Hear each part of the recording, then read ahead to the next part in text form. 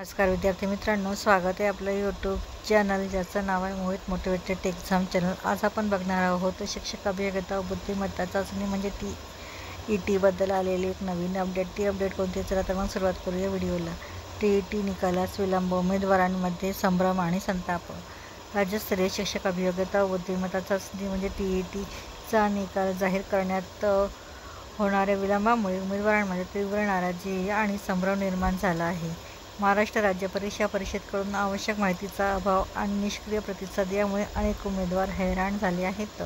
सुमारे 2 लाख उमेदवारांनी 27 मे ते 5 जून दरम्यान TET परीक्षा दिली होती। मागील वर्षी केवळ 21 दिवसात निकाल जाहीर करण्यात आला होता।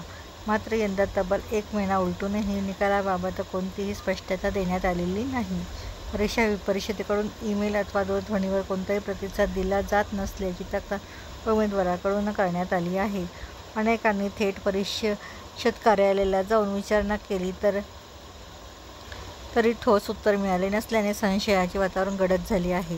या पार्श्वभूमीवर समाज माध्यमांवर उलटसुलट चर्चांना उधाण आले आहे। परीक्षा बहुसूत्र पद्धतीने घेतली गेल्याने निकाल प्रक्रियेस वेळ लागत असल्याचे सांगण्यात येत असले तरी अद्याप उत्तरतालिका जाहीर झालेली नाही।